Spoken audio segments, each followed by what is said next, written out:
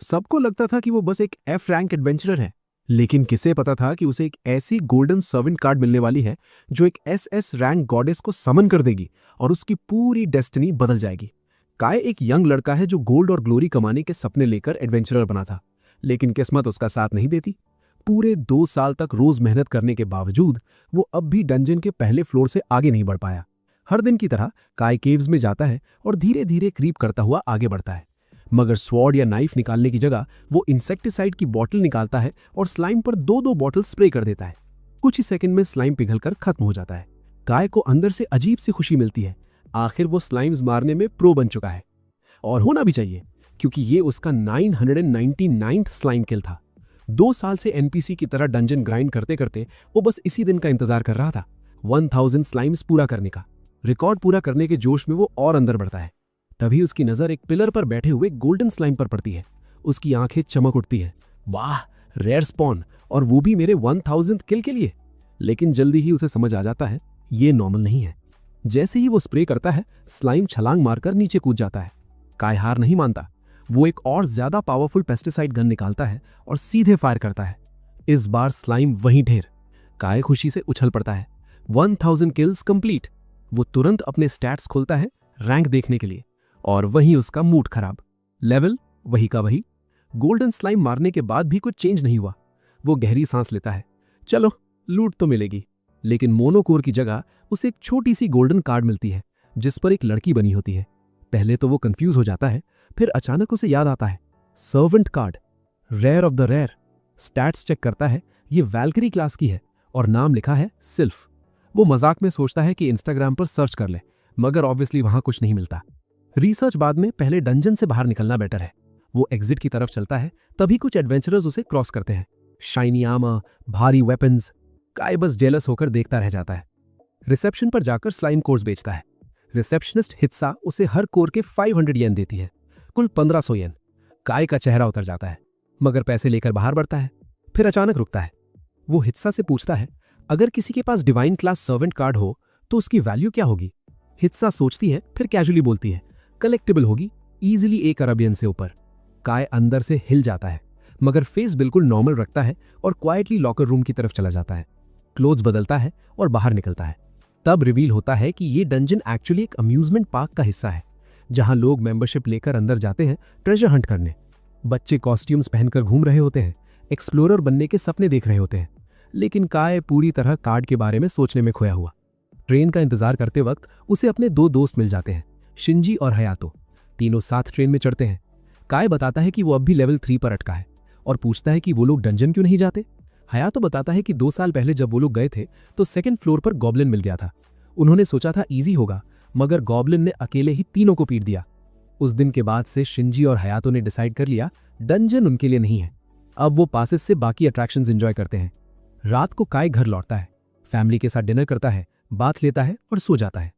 सुबह उठते ही वही सवाल, बेच दूं या नहीं?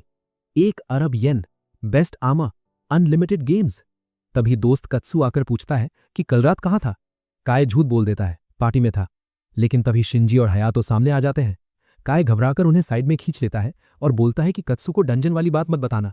दोनों मान जाते हैं।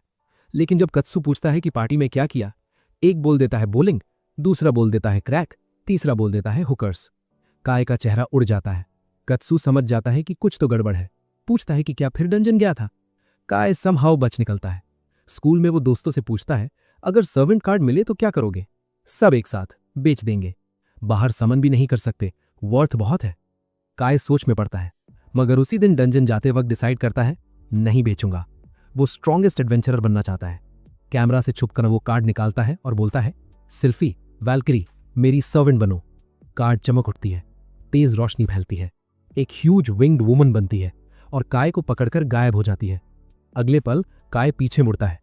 उसके बगल में आर्मर पहने एक छोटी सी लड़की खड़ी है। वो पूछता है, कौन हो तुम? कोई बच्चा लॉस्ट हो गया क्या? लड़की जवाब देती है, मैं वैल्करी सिल्फी हूं, अब से आपकी सर्वेंट। काय वहीं गिर जाता है। उसके सारे ड्रीम्स टूट जाते हैं। काश कार्ड भेजती होती। फिर खुद को संभालता है और बोलता है, चलो स्लाइम हंट करते हैं। सिल्फी बोलती है कि वो नियर बाय महसूस कर सकती है। काय उसे लीड करने देता है और वो स्ट्रेट स्लाइम की तरफ बढ़ जाती है। काय चौंकता है, तुम उसे मार सकती हो? सिल्फी नॉड करती है और आगे निकल जाती है। काई को ऑनेस्टली उस छोटी सी लड़की से ज्यादा उम्मीद नहीं थी, लेकिन जैसे ही सिल्फी ने लाइटनिंग अटैक कॉन्जर किया, पूरा केव गूंज उठा। एक पल के लिए काई को लगा कि कहीं पूरी गुफा ही कोलैप्स न हो जाए। वो उसके पास जाता और पूछता है कि क्या वो ठीक है, मगर सिल्फी ब्लश करने लगती है और बोलती है कि उसे भूख लगी है, कुछ खाने का मन है। काई तुरंत याद करता है कि सर्वेंट्स मोनोकोर्स खाते हैं, तो वो स्लाइम का मोनोकोर उसे खिला देता है। सिल्फी उसे थैंक्स बोलती है और कैजुअली जोड़ देती है कि पास में और भी स्लाइम्स हैं। काई पूछता है कि क्या उसकी ताकत वापस आ गई है। सिल्फी सिर हिलाती है और आगे बढ़ने लगती है, लेकिन काई उसे रोक लेता है और पूछता है, क्या तुम सिर्फ स्लाइम्स ही डिटेक्ट कर सकती हो? सिल्फी तुरंत बोलती है कि नहीं, वो हर तरह के मॉन्स्टर्स को महसूस कर सकती है। बस हर लड़ाई के बाद उसे भूख लगती है और मोनोकोर खाना पड़ता है। काई दिमाग में हिसाब लगाता है और रियलाइज करता है कि अगर सिल्फी ही सब मार देगी तो उन्हें कमरी कुछ नहीं होगी। तो वो एक प्लान बनाता है। वो सिल्फी से कहता है कि बस स्लाइम्स ट्रैक करे और वो खुद स्प्रे बॉटल से उन्हें एक एक करके खत्म करेगा। सिल्फी खुशी खुशी एग्री कर जाती है। ये तरीका एक्चुअली परफेक्ट निकलता है। स्लाइम्स ढूंढना ही सबसे बड़ा काम था और अब काई सीपर गार्गेट्स तक जाकर चीप इंसेक्टिसाइड से उन्हें न्यूट्रलाइज कर सकता था। काफी स्लाइम्स मारने के बाद अचानक उसे लेवल अप का ग्लो दिखता है, लेवल 4, और साथ में एक नया passive skill, slime slayer. Slimes के खिलाफ स्टैट्स में 50% बूस्ट। काई थोड़ा सा डिसअपॉइंटेड होता है, मगर सिल्फी उसका मूड ठीक करती है। बोलती है कि स्किल मिलना अपने आप में अचीवमेंट है। काई उसकी तरफ देखकर मुस्कुराता है, थैंक्स कहता है और बोलता है कि अब घर चलना चाहिए, काफी देर हो गई है। सिल्फी पूछती है कि क्या वो उसे फिर जल्दी समन करेगा। काई प्रॉमिस करता है कि जितनी जल्दी हो सके बुलाएगा और उसे सर्वेंट कार्ड में वापस भेज देता है। वो रिसेप्शन पर जाकर मोनोकोर्स बेचता है। हित्सू शॉक्ड हो जाती है। वो बोलती है कि उसने आज का स्लाइम एक्सटर्मिनेशन रिकॉर्ड ही तोड़ दिया है और पूछती है कि उसने ये सब कैसे किया।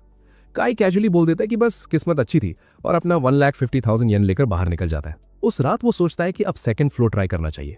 हाँ, गॉब्लिन्स डरावने हैं, लेकिन सिल्फी इतनी स्ट्रांग है कि शायद वो उनके साथ उन्हें हरा सकता है। उसी रात उसे चाइल्डहुड का सपना आता है। वो टीवी के सामने बैठा है कत्सू के साथ, और रिपोर्टर कत्सू के डैड का इंटरव्यू ले रहा है, जो फेमस एडवेंचरर थे। वो सीन काई के दिल में आग लगा देता है। वहीं से उसने डिसाइड किया था कि वो भी एडवेंचरर बनेगा। अगली सुबह काई नई कन्विक्शन और कॉन्फिडेंस के साथ उठता है। वो सिल्फी के साथ सेकंड फ्लोर की तरफ निकलता है, साथ में नया स्वॉर्ड और शील्ड जो उसने पैसे से खरीदे थे। उसने मन बना लिया था, एक एक करके सारे डंजन्स क्लियर करेगा और दुनिया का सबसे फेमस एडवेंचरर बनेगा। वे केव में घुसते हैं। थोड़ा आगे चलते हैं, तभी सिल्फी रुक जाती है। वो काई से पूछती है कि क्या सब ठीक है, क्योंकि वो बहुत पेल दिख रहा है और बुरी तरह कांप रहा है। काई अंदर से डरा हुआ है, मगर झूठ बोल देता है कि बस एक्साइटेड है। लेकिन जैसे ही सिल्फी बोलती है कि पास में गॉब्लिन है, काई इंस्टेंटली घूमकर भागने लगता है। सिल्फी कंफ्यूज हो जाती है, क्या कर रहे हो? काई फिर झूठ बोलता है कि उसे घर पर अर्जेंट काम याद आ गया है। तभी उसे टीवी वाला इंटरव्यू याद आता है, कत्सू का डैड, और वो रुक जाता है। वो लकड़ी की तलवार पकाता है और सिल्फी से बोलता है कि रास्ता दिखाओ। जल्दी उन्हें एक गॉब्लिन मिलता है जो बड़े से पत्थर के पीछे सो रहा होता है। काई इतना डरा होता है कि कुछ नहीं कर पाता, तो सिल्फी से कहता है कि क्या वो उसे मार सकती है। सिल्फी स्पेल चैंट करने ही वाली होती है कि गॉब्लिन जाग जाता है, लेकिन तभी काई बीच में कूद पड़ता है और बोलता है कि उसने मन बदल लिया है, बस सिल्फी बैकअप में रहे। वो गॉब्लिन की तरफ रश करता है, मगर तलवार खाली हवा में जाती है। गॉब्लिन पलटकर अटैक करता है और काई को गिराने की कोशिश करता है, मगर काई आखिरी पल में शील्ड से रोक लेता है। दोनों थोड़ी देर स्ट्रगल करते हैं, फिर धीरे धीरे उसे पीछे धकेल देता है और गॉब्लिन गिर पड़ता है। काई मौका देखकर तलवार लेकर दौड़ता है, लेकिन गॉब्लिन फिर ब्लॉक कर देता है, तलवार छीन लेता है और उस पर कूद पड़ता है। काई पीछे गिरता है, अब बिल्कुल डिफेंसलेस। तभी उसे स्प्रेज याद आते हैं। वो झट से निकालकर गॉब्लिन की आंखों में स्प्रे कर देता है। गॉब्लिन अंधा हो जाता है। काई तलवार उठाकर हमला करने जाता है, मगर पत्थर से ठोकर खाकर गिर पड़ता है और एक्सीडेंटली गॉब्लिन के चेस्ट में तलवार घुस जाती है। मॉन्स्टर वहीं मर जाता है। सिल्फी बहुत खुश होती है और काई को कांग्रेचुलेट करती है। काई मैना क्रिस्टल उठाता है, बस इस बात से खुश कि वो जिंदा है। फिर golden glow, level up again. वो स्टैट्स देखता है, नया स्किल मिलता है। काई फिर हाफ हैप्पी हाफ अनॉयड, मगर सोचता है स्किल तो स्किल है। वे अंदर बढ़ते हैं। एक और गॉब्लिन अटैक करता है। सिल्फी बैरियर बना लेती है और काई परफेक्ट टाइमिंग से तलवार चला देता है। तीसरे गॉब्लिन को वो फिर स्प्रे से ब्लाइंड करके मार देता है।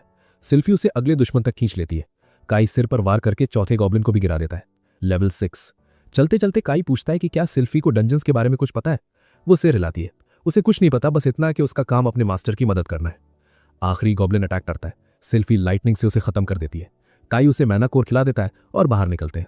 रिसेप्शन पर क्रिस्टल्स देता है, फिर वही झूठ, बस लक था। घर पहुंचते ही शरीर इतना झुकता है कि वो बिस्तर से हिल भी नहीं पाता। सुबह कत्सू के साथ स्कूल जाते वक्त वो समझ जाता है कि काई डंजन गया था। काई फिर झूठ बोलता है कि जिम में वर्कआउट किया था।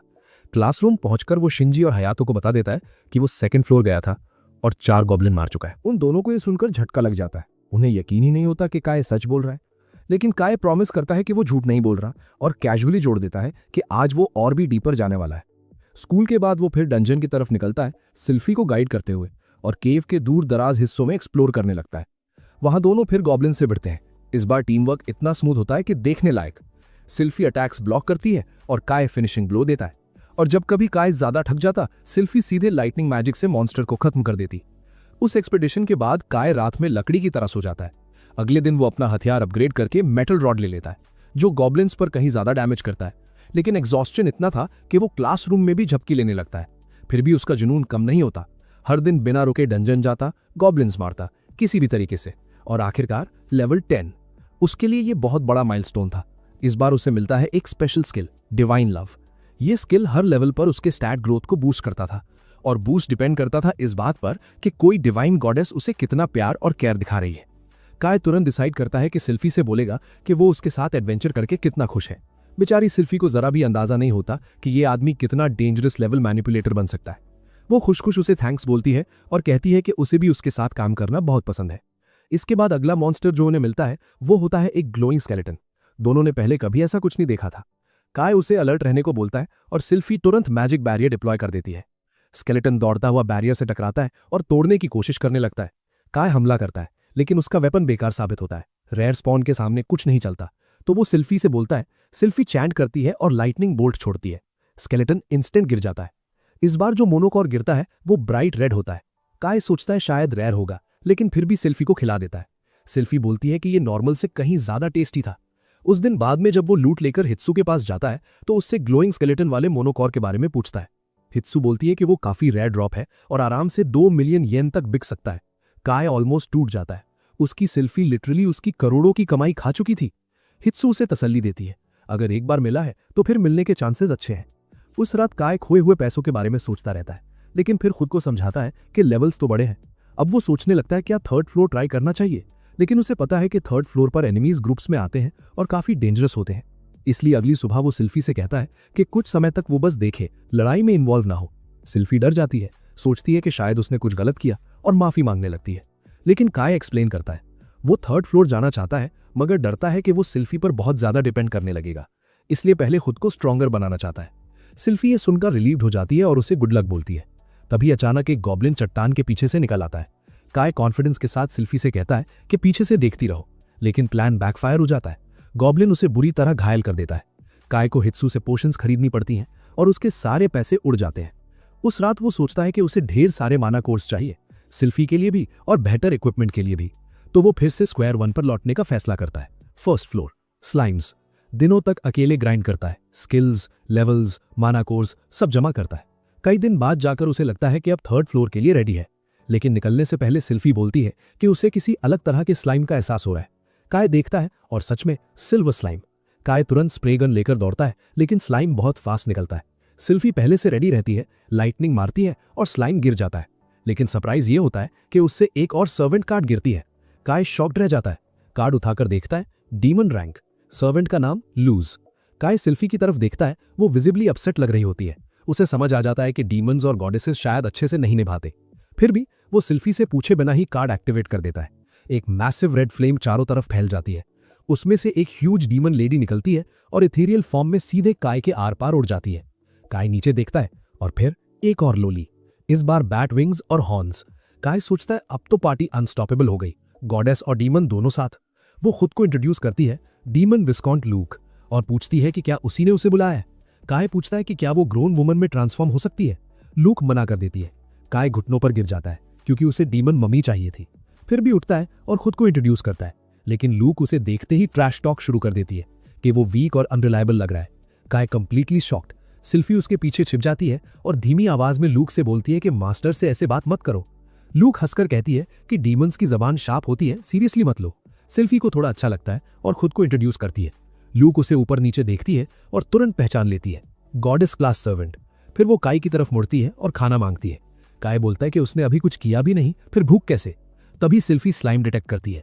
तीनों चट्टान के पीछे छिपकर देखने लगते हैं, लेकिन लूक इतनी कॉशियस नहीं होती। वो सीधा बाहर निकलती है और अपने हाथ में एक ट्राइडेंट समन कर लेती है। लूक आगे बढ़ती है और अपने हाथ में बनाती है एक ब्लेजिंग फायरबॉल और उसे सीधा स्लाइम पे फेंक देती है। बूम! एक जबरदस्त एक्सप्लोजन होता है और सिल और काय दोनों बस देखते रह जाते हैं, आईज वाइड ओपन। काय आगे जाके उसे मैना क्रिस्टल देता है, लेकिन लूक तुरंत दूसरा मांग लेती है। काय बोलता है कि उसके पास और नहीं है, तो लूक चिढ़ जाती है और बोलती है कि उसे चीप लोग बिल्कुल पसंद नहीं। काय उसे कहता है कि एक और स्किल दिखाओ और प्रॉमिस करता है कि उसके बदले एक मैना क्रिस्टल देगा। लूक साय करती है। तभी एक गॉब्लिन उसकी तरफ भागता हुआ आता है। वो बिना रुके डीके मैजिक इस्तेमाल करती है। गॉब्लिन वहीं का वहीं सड़ने लगता है और सिकनिंग प्लॉप के साथ जमीन पे गिर जाता है। सिल और काई दोनों का पेट खराब हो जाता है वो देखकर। काई उसे एक और क्रिस्टल देता है और लूक खुश होकर और भी डीप जाना चाहती है, ज्यादा मॉन्स्टर्स हंट करने के लिए। काई उसे रोकता और पूछता है कि क्या उसे इन डंजन्स के बारे में कुछ पता है। लूक बोलती है इस वर्ल्ड के बारे में उसे कुछ नहीं मालूम। काई समझाता है कि 3rd लेवल पे मॉन्स्टर्स ग्रुप्स में अटैक करते हैं और उसके लिए बेटर इक्विपमेंट चाहिए। लूक को ज्यादा फर्क नहीं पड़ता, वो फिर भी आगे जाना चाहती है, लेकिन काई बोल देता है कि 3rd फ्लोर वो कल ट्राई करेंगे। लूक को इंतजार पसंद नहीं आता, लेकिन किसी तरह काई और सिल उसे कन्विंस कर लेते हैं और वो आज आगे नहीं जाती। अगली सुबह तीनों 3rd फ्लोर में एंटर करते हैं। काई के लिए ये जगह काफी डरावनी है, लेकिन उसे अपने सर्वेंट्स की पावर पे भरोसा है। उसने नया इक्विपमेंट भी खरीदा होता है, जैसे क्रॉसबो। सिल बोलती कि वो कूल लग रहा है। काई प्राउडली कहता है कि वो काफी एक्सपेंसिव था। अचानक एक ग्राउल सुनाई देता है और कॉर्नर से 2 हेल हाउंड्स निकलते हैं। काई कवर से निकलकर पहला शॉट लेता है, लेकिन बोल्ट मिस हो जाता है। हेल हाउंड्स पूरी स्पीड से उसकी तरफ दौड़ पड़ते हैं। काई रीलोड करने की कोशिश करता है, लेकिन देर हो चुकी होती है। सिल तुरंत बैरियर बनाती है और अटैक ब्लॉक कर देती है। लूक कवर से निकलती है, फ्लेमिंग ट्राइडेंट हाथ में, और फायर ब्लास्ट छोड़ देती है। हेल हाउंड्स नेचुरली उड़ जाते हैं। काई उसे मैना क्रिस्टल देता है। लूक फिर से दूसरा मांगती है।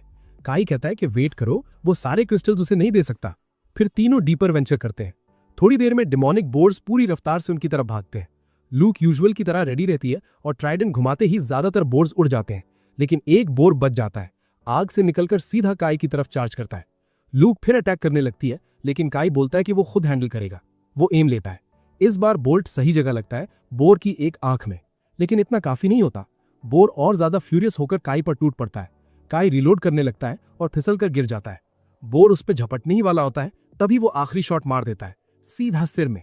बोर वहीं ढेर, काई से बस इंचेस दूर। सिल उसे प्रेज करती है, first kill on this floor, और बताती है कि वो लेवल 11 हो गया है। लूक उसका मजाक उड़ाती गिरने के लिए और फिर मैना क्रिस्टल मांग लेती है। उस दिन डंजन से निकलते वक्त काई कुछ लड़कियों की बात सुन लेता है कि वो पार्टी बनाकर लेवल 6 तक पहुंच गई, सोलो जाने की बजाय। ये बात उसके दिमाग में बैठ जाती है। अगले दिन स्कूल में वो सोचता रहता है कि शायद पार्टी में जाने से वो भी तेज ग्रो करेगा। उस दिन वो फिर डंजन जाता है। लूक फुल स्विंग में रहती है, फायर ब्लास्ट से जो भी सामने आए उड़ा देती है। इस बार सिल भी लाइटनिंग से डिमोनिक बोर्ड्स को स्टन कर देती है।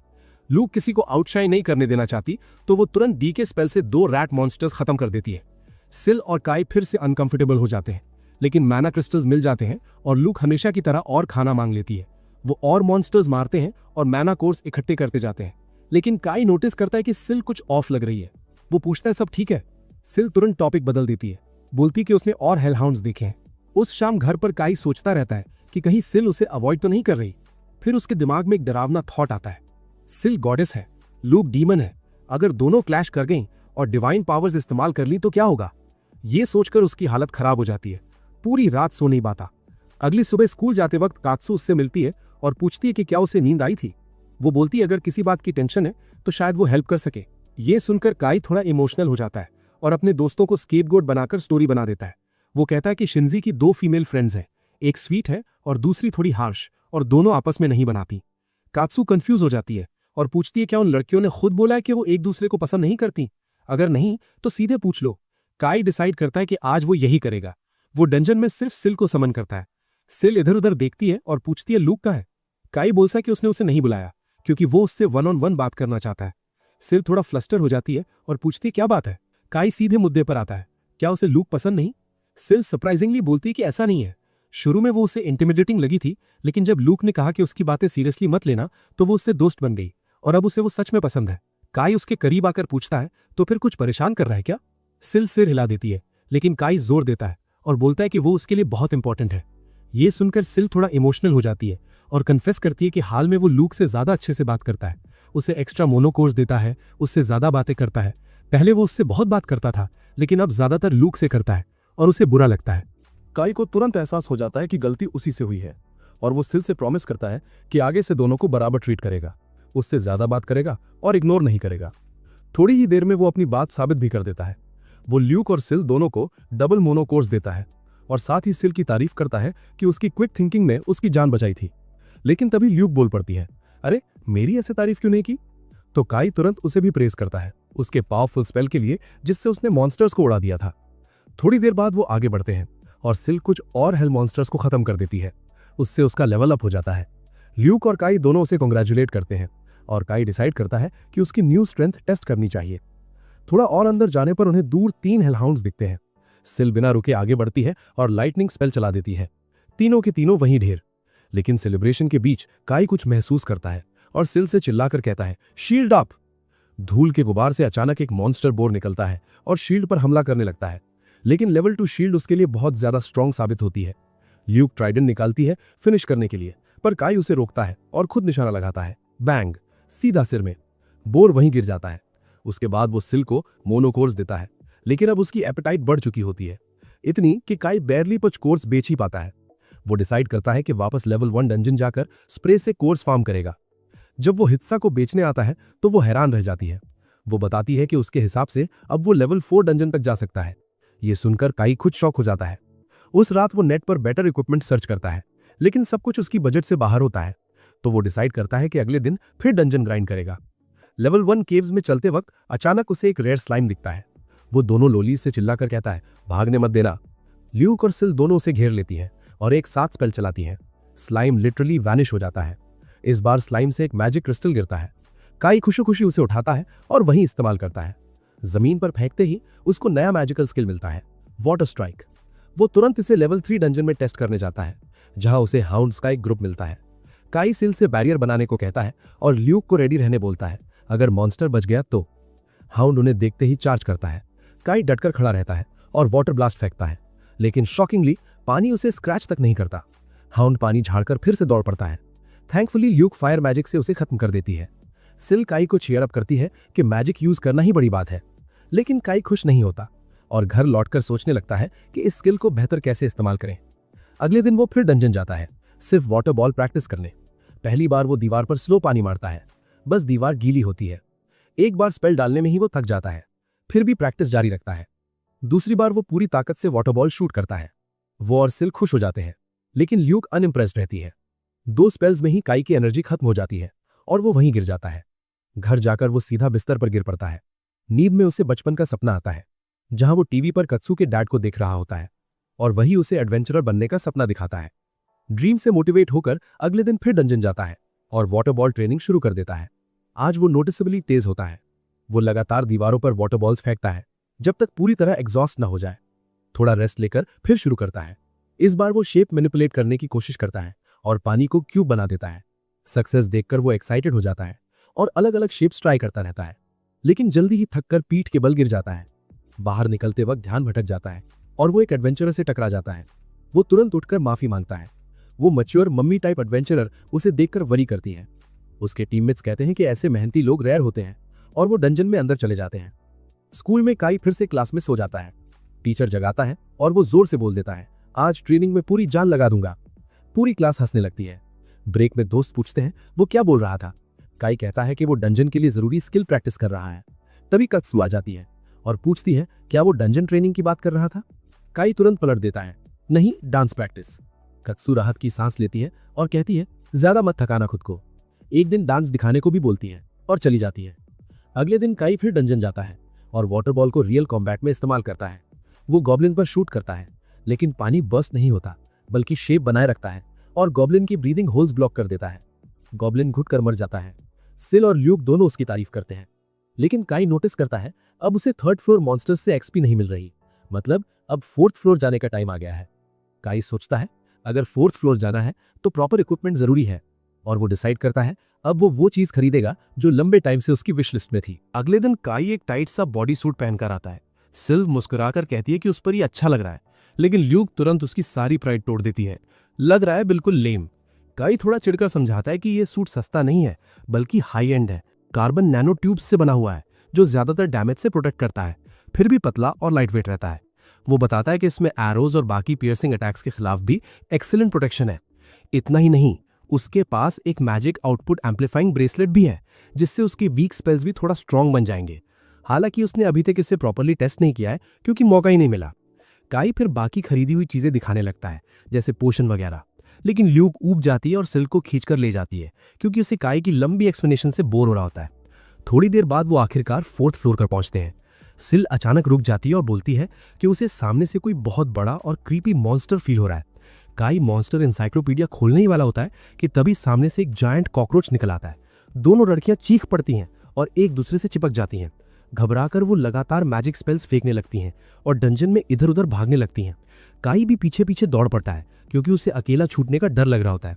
कुछ देर बाद सिल और ल्यूक थक कर रुक जाती हैं और जैसे ही काई उनके पास दौड़ता हुआ आता है वो ऑलमोस्ट उस पर अटैक करने ही वाली होती हैं, लेकिन सिल पहचान लेती है और तुरंत उसे हक कर लेती है। कहती है कि वो बहुत डर गई थी। ल्यूक फिर भी सुंडेरे बनकर बोलती है कि वो तो उन लो लेवल बग से बिल्कुल नहीं डरी थी। सिल फिर काई से माफी मांगती है कि उसे छोड़कर भाग गई और यहां तक कह देती है कि वो उसे स्कोल्ड भी कर सकता है, लेकिन काई बस हल्के से मुस्कुराता है और बोलता है कि वो नाराज नहीं है क्योंकि उनकी रैम्पेज की वजह से 4th फ्लोर रिकॉर्ड टाइम में क्लियर हो गया। ऊपर से उसने सारे डिफीटेड मॉन्स्टर्स के मैना कोर्स भी कलेक्ट कर लिए हैं। ल्यूक नाक सिकोड़कर बोलती है कि वो उन डिस्गस्टिंग बग मॉन्स्टर्स से निकले हुए क्रिस्टल्स खाने वाली बिल्कुल नहीं है। लेकिन लूक इतनी भूखी होती है कि आखिरकार मना नहीं कर पाती। क्रिस्टल्स का टेस्ट वैसा ही ऑफुल निकलता है जैसा लड़कियां सोच रही थीं, और तभी काय बोलता है कि जब अभी टाइम है तो क्यों ना 5th फ्लोर को थोड़ा स्काउट करके देखा जाए। सिल को पास में ही एक सैंड मॉन्स्टर और एक मड मॉन्स्टर महसूस होते हैं और काय तुरंत अपना क्रॉसबो उठाकर निशाना लगाता है। पहला एरो चूक जाता है, दूसरा सीधा सैंड मॉन्स्टर के आर पार निकल जाता है और वो तुरंत पलटकर काय पर हमला कर देता है। काय घबराकर सिल का नाम चिल्लाता है और वो बिना देर किए बैरियर खड़ा कर देती है। काय को लगता है कि शायद ये दोनों मॉन्स्टर्स फिजिकल अटैक से इम्यून हैं, इसलिए वो लूक की तरफ मुड़ता है और लूक अपने फायर अटैक से दोनों को पूरी तरह वाइप आउट कर देती है। काय से पूछता है कि क्या उसे क्रिस्टल्स खाकर मैना रिफिल करनी है, लेकिन इस बार ना लूक और ना ही सिल उन डिस्गस्टिंग चीजों को खाने के मूड में होती हैं। वो 5th फ्लोर पर आगे बढ़ते रहते हैं, लेकिन आसपास कोई और मॉन्स्टर नजर नहीं आता। तभी सिल दीवार के एक हिस्से की तरफ इशारा करती है जो उसे थोड़ा ऑड लग रहा होता है, मगर काय को वहां कुछ खास नहीं दिखता। सिल डिसाइड करती है कि लाइटनिंग अटैक से दीवार तोड़कर देखा जाए और सरप्राइजिंगली वहां से एक सीक्रेट पैसेज खुल जाता है। तीनों अंदर जाते हैं और काय गर्ल्स को वार्न करता है कि ट्रैप पर पैर ना रखें, लेकिन वार्निंग खत्म होने से पहले ही लूक बोल देती है कि अब तो देर हो चुकी है। वो ट्रैप ट्रिगर पर खड़ी होती है और एक एरो शूट होता है, लेकिन लूक की जगह वो सीधा काय को लग जाता है। काय दर्द से जमीन पर लुढ़कता है। उसकी सर्वेंट्स घबरा जाती हैं, मगर कुछ मिनटों में वो ठीक हो जाता है क्योंकि उसका बॉडी सूट सीरियस डैमेज से उसे बचा लेता है। वो फिर आगे बढ़ते हैं, लेकिन लूक फिर से एक और ट्रैप टाइट पर कदम रख देती है। इस बार काय पीछे हट जाता है ताकि एरो से बच सके, मगर इंस्टेड उसे बिजली लग जाती है, पूरी पिकाचू वाइब्स। फिर भी वो बिल्कुल ठीक रहता है, उल्टा थोड़ा एनर्जाइज्ड भी महसूस करता है। लूक उसे डांटती है कि उसे बार बार डराना बंद करे, लेकिन जब काय पूछता है कि क्या वो उसके लिए वरिड थी तो लूक तुरंत अपने सुंदरी मोड में चली जाती है। थोड़ी देर बाद वो एक बहुत बड़े गेट के सामने पहुंचते हैं जिस पर पेंटिंग बनी होती है और सिल को दूसरी तरफ से ओवरवेलमिंग प्रेजेंस महसूस होती है। काय सोचता है कि अब घर चलना चाहिए, मगर दोनों लड़कियां उसे जाने नहीं देती। वो गेट खोलने की कोशिश करता है, लेकिन वो हिलता तक नहीं, तो सिल सीधा लाइटनिंग ब्लास्ट मार देती है और काय मन ही मन प्रे करता है कि उस पर डंजन प्रॉपर्टी तोड़ने का जुर्माना न लग जाए। खैर वो अंदर जाते हैं और सामने 2 बॉस क्लास मॉन्स्टर्स निकल आते हैं, एक रेड ओगर और दूसरा जायंट स्लाइम। इतनी दूर आकर काय पीछे हटने वाला नहीं होता। वो गर्ल से कहता है कि पहले रेड ओगर को गिराओ।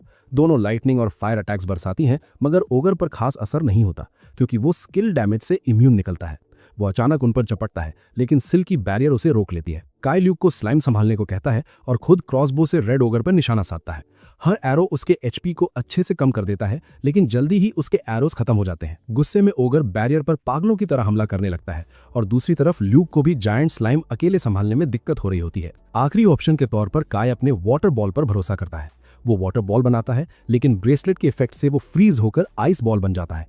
वो उसे रेड ओगर पर शूट करता है और उसकी डिफेंस तोड़ने लगता है, मगर फिर उसे एहसास होता है कि मैना जल्दी खत्म हो जाएगा, तो काय आइस बॉल्स की शेप बदल देता है, उन्हें शार्प आइसिकल्स में कन्वर्ट कर देता है जो ओगर को कहीं ज्यादा डैमेज देने लगते हैं।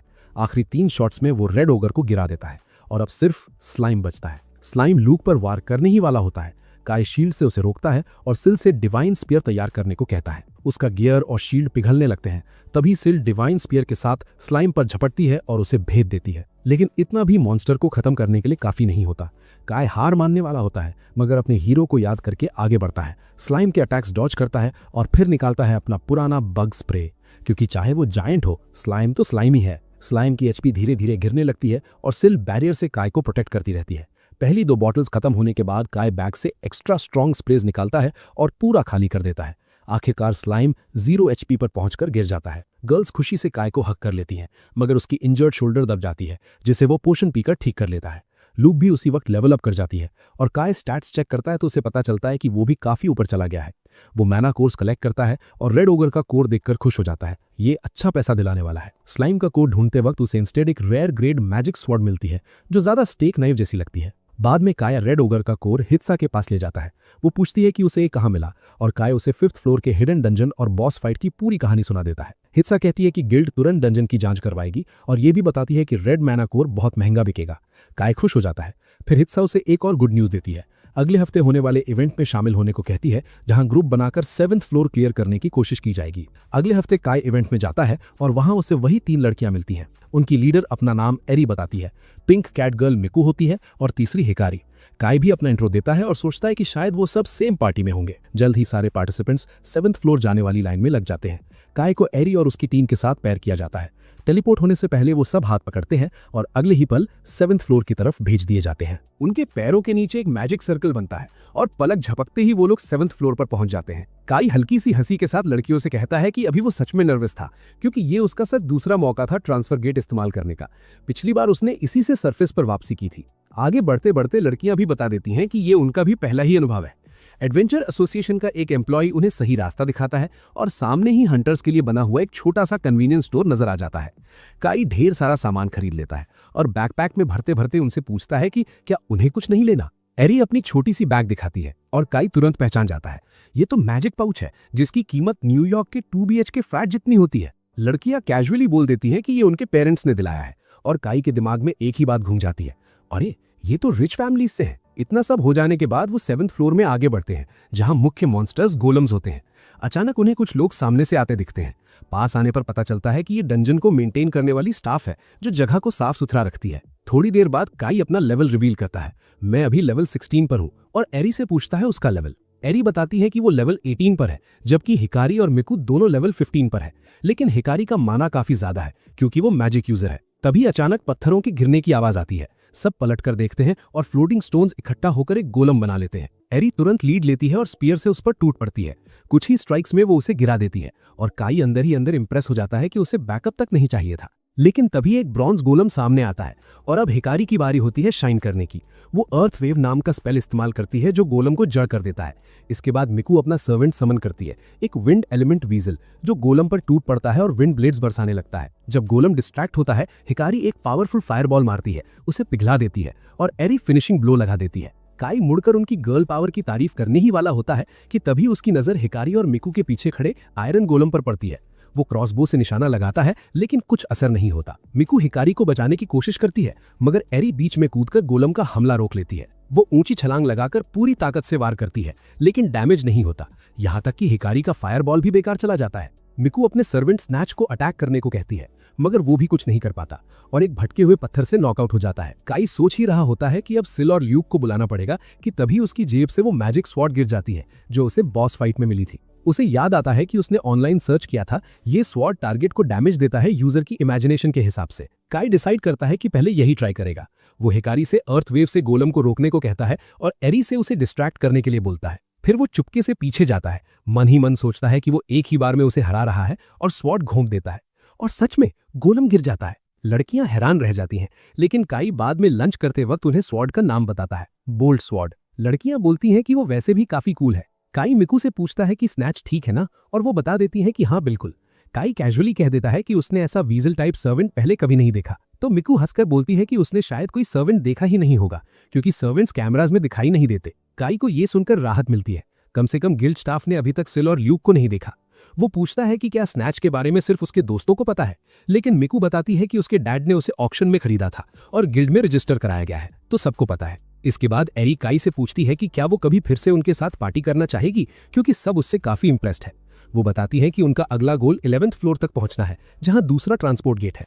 काई थोड़ा हिचकता है और बोलता है कि वो तो बस एक नॉर्मल एक्सप्लोरर है, बैकग्राउंड कैरेक्टर बनने लायक। लड़कियां उसे रीअश्योर करती हैं कि नॉर्मल होना बिल्कुल फाइन है और वो उनके साथ होंगी तो उन्हें अच्छा लगेगा। एरी बोलती है कि उसके पास और कोई पार्टी भी नहीं है, लेकिन काई को सिल और ल्यूक याद आ जाती हैं। वो घबराते हुए कह देता है कि उसके साथ एक एंजल और एक डेमन है, जिस पर लड़कियां कंफ्यूज हो जाती हैं। काई मन ही मन सोचता है कि अगर वो 2 लोलीज के साथ दिखा तो इनका रिएक्शन क्या होगा, इसीलिए वो साफ साफ कुछ नहीं बताता और टाइम मांगता है। लड़कियां उसकी बात समझ लेती हैं और बोलती हैं कि आराम से सोच लो। अगली बार जब काई डंजन जाता है और सिल ल्यूक को समन करता है तो साफ दिखता है कि दोनों उससे नाराज हैं। वो एरी की पार्टी ज्वाइन करने की बात करता है लेकिन ल्यूक तुरंत ताना मारती है। इतने दिन इग्नोर करने के बाद यही पहली बात है। सिल भी बोल देती है कि तीनों काफी है, उन्हें किसी और की जरूरत नहीं, और ल्यूक भी अग्री कर जाती है। काई समझाने की कोशिश करता है लेकिन सिल डिस्कशन बंद कर देती है। और ल्यूक भी इस टॉपिक पर आगे बात करने से मना कर देती है। अगले दिन काई स्कूल जाते वक्त कात्सू से मिलता है। वो पूछती है कि वीकेंड पर वो डांस प्रैक्टिस में बिजी था या वर्कआउट कर रहा था। काई नर्वस सा बोल देता है कि दोनों। तभी कात्सू कहती है कि अगर नेक्स्ट सैटरडे फ्री हो तो वो उसके साथ बाहर चले। काई का दिल एक पल के लिए उछल जाता है, डेट? लेकिन वो तुरंत क्लैरिफाई करती है कि शॉपिंग के लिए। काई को वो भी मंजूर होता है और वो खुशी खुशी हाँ कह देता है। थोड़ी देर में कात्सू अपनी फ्रेंड के पास चली जाती है और उसी वक्त काई के दोस्त पीछे से आकर उसे रिजलर कहना शुरू कर देते हैं। वो पूछते हैं कि क्यूट लड़की से पूछे जाने पर कैसा लग रहा है, और काई समझाता रहता है कि बस शॉपिंग है। वो कह देता है कि कात्सू जैसी लड़की उसे क्यों डेट करेगी, और उसके दोस्त आह भरकर उसके कंधे पर हाथ रख देते हैं। फिर वो 7th फ्लोर इवेंट के बारे में पूछते हैं और जानना चाहते हैं कि क्या उसने किसी बल्कि बूढ़ों के साथ पार्टी की थी। काई कैजुअली बोल देता है कि उसने 3 क्यूट लड़कियों के साथ काम किया जो लगभग उन्हीं जैसी थीं। अब उसके दोस्त जलने लगते हैं और सोचते हैं कि उन्हें भी फिर से डंजन ट्राई करना चाहिए। अगले सैटरडे शॉपिंग डे आ जाता है और काई कात्सू के घर के बाहर खड़ा उसका इंतजार कर रहा होता है। सुपरमार्केट में चलते हुए उन्हें एक टीवी प्रोग्राम दिखता है जहां 2 हंटर्स मॉन्स्टर कोर्स के बारे में बात कर रहे होते हैं और काई की नजर तुरंत वहीं अटक जाती है। कात्सू उसे आवाज देती है और हंसकर कहती है कि आज के लिए अपने हंटर ऑब्सेशन को भूल जाए। वो दोनों साथ चलते हैं और कात्सू काफी खुश लग रही होती है। वो कहती है कि बहुत समय बाद ऐसे बाहर निकले हैं, और काई को याद आता है कि बचपन में वो कितनी बार साथ घूमते थे जब कात्सू के डैड उन्हें पिकनिक और मूवीज पर ले जाया करते थे। वो सजेस्ट करती है कि कभी मूवी देखने भी चले और काई तुरंत अग्री कर लेता है। इसके बाद वो कुछ ड्रेसेस ट्राई करती है और जो भी पहनती है काई बस यही बोलता है कि वो क्यूट लग रही है। फिर वो गार्डन में जाते हैं जहां काई की नजर बार बार कात्सू पर टिक जाती है। अचानक वो बोट्स देख लेती है और बोलती है कि उसे राइड करनी है। वो बोट पर बैठते हैं और काई पतवार चलाते हुए सोचता है कि बाहर वाले शायद समझ रहे होंगे कि ये लोग डेट पर है, लेकिन वो खुद को ही रिजेक्ट कर देता है। नहीं यार, कात्सू के सामने मेरी क्या औकात। कात्सू उसकी हरकतें नोटिस करती है और कहती है कि वो हाल ही में बदला बदला लग रहा है। बोलती है कि वो ज्यादा टफ दिखने लगा है, शायद डांस और जिम की वजह से। काई बस हाँ में सिर हिलाता रहता है। फिर वो कॉफी पीने जाते हैं और एक दूसरे की ड्रिंक ट्राई करने का फैसला करते हैं। काई बिना सोचे कात्सू की कॉफी पी लेता है, लेकिन वो हल्की सी फ्लस्टर्ड हो जाती है क्योंकि उसे ये इनडायरेक्ट किस जैसा लगने लगता है। घर लौटने वाले ही होते हैं कि कात्सू एक आदमी को अपनी बेटी के साथ देख लेती है और उसे अपने डैड याद आ जाते हैं। वो काई से पूछती है कि क्या वो एक जगह और रुक सकते हैं। वो गिल्ड बिल्डिंग पहुंचते हैं जो डंजन की ऊपर बनी होती है। काई पूछता है कि क्या वो सच में अंदर जाना चाहती है, और कात्सू कहती है कि उसके डैड कभी इसी के नीचे कहीं होते थे। वो उदास होकर बताती है कि उसके पिता ने प्रॉमिस किया था कि वो डिनर से पहले लौट आएंगे, लेकिन वो कभी वापस नहीं आए। अब वो सोचती है कि लोग डंजन में जाते ही क्यों हैं। फिर वो बात घुमा देती है और कहती है कि आज उसे बहुत मजा आया। वो आगे बढ़ जाती है और काई पीछे खड़ा रह जाता है, ये जानते हुए कि वो उसके लिए वरिड है। लेकिन अंदर ही अंदर वो डिसाइड करता है कि वो एक दिन कात्सू के डैड जैसा हीरो बनेगा और उसे साबित करके दिखाएगा। अगली बार डंजन में जाकर काई अपने स्किल्स कंबाइन करके एक्सपेरिमेंट करता है। वो अपनी मैजिक स्वॉर्ड बॉल्ट जाट पर वाटर बॉल कोट करता है। ल्यूक को डाउट होता है कि ये काम करेगा भी या नहीं, लेकिन सरप्राइजिंग तरीके से ये सफल हो जाता है और काई एक ही हिट में गोलम गिरा देता है। वो खुश हो जाता है। सिल ताली बजाती है और ल्यूक से कहती है कि उनका मास्टर तेजी से स्ट्रांग बन रहा है। ल्यूक तुरंत बोल देती है, जरूर किसी लड़की की वजह से। काई चौंक जाता है और पूछता है कि उसे ऐसा क्यों लगता है। ल्यूक बोलती है कि बस इंट्यूशन है, उसे गिल्ड में नर्वस देखकर। सिल उससे पूछ बैठती है कि क्या दूसरे दिन पार्टी ज्वाइन करने का आइडिया भी किसी लड़की की वजह से था। काई कुछ नहीं बोल पाता और आखिरकार कन्फेस कर देता है कि एक गर्ल्स की पार्टी ने उसे इनवाइट किया था। सिल ये सुनकर थोड़ा इनसिक्योर हो जाती है, लेकिन ल्यूक बोल देती है कि वो माना कोर्स बर्बाद नहीं करना चाहती।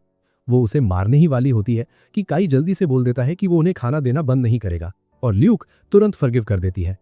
काई कहता है कि वो पार्टी ज्वाइन नहीं कर रहा, लेकिन सिल अचानक उसे ज्वाइन करने के लिए बोल देती है।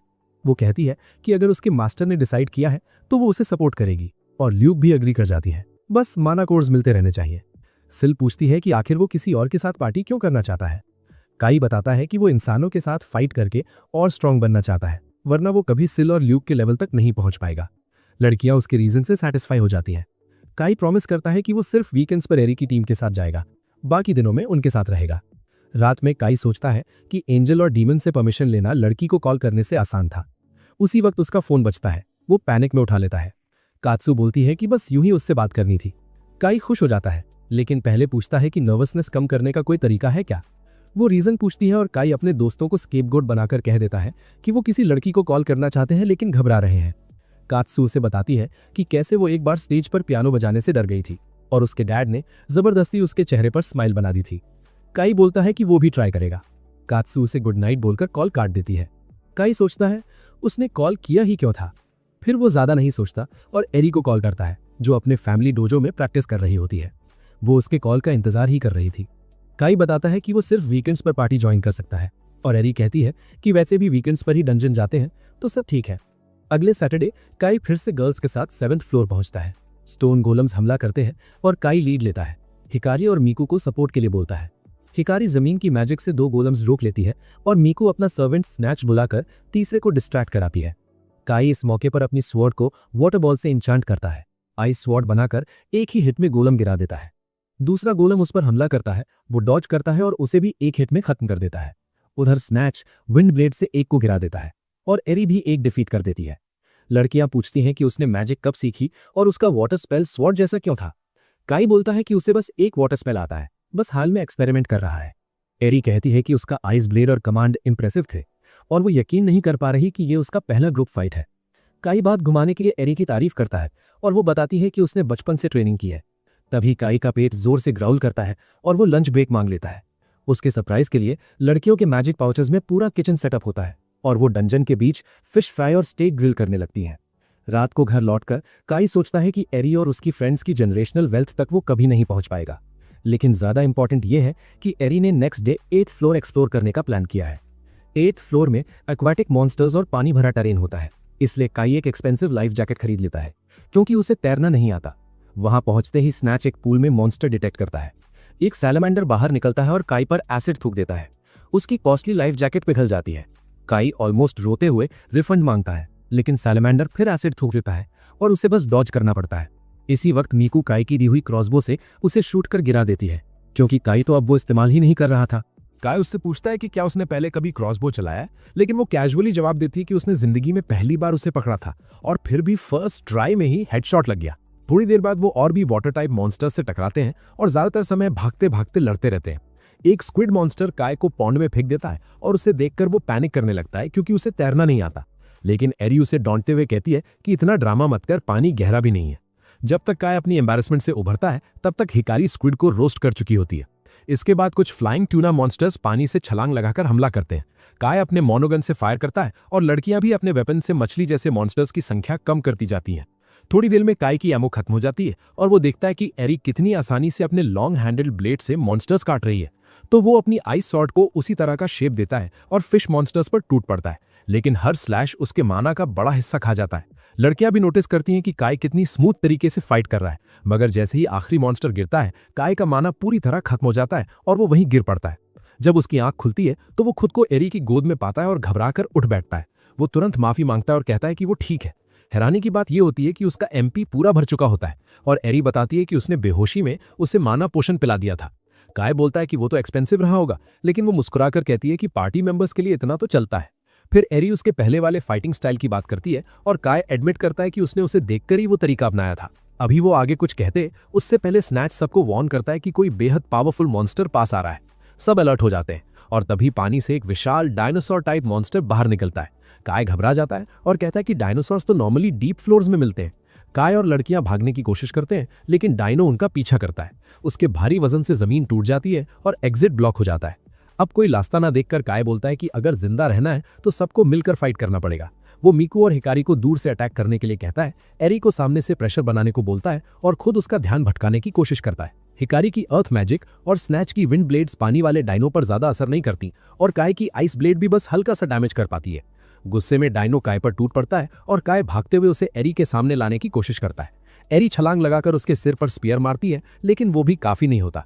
मॉन्स्टर जोर से गर्दन झटकता है और उसे दूर फेंक देता है।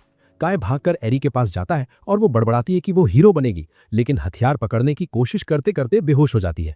काय उसे संभालते हुए सोचता है कि क्या उसे सिल और ल्यूक को बुलाना चाहिए, क्योंकि दूसरों के सामने रिवील करना रिस्की होगा। लेकिन जब वो देखता है कि मॉन्स्टर अब हिकारी और मीकू की तरफ बढ़ रहा है तो वो हेजिटेट नहीं करता। वो सर्वेंट कार्ड्स निकालता है और अपनी दोनों गर्ल्स को समन कर देता है।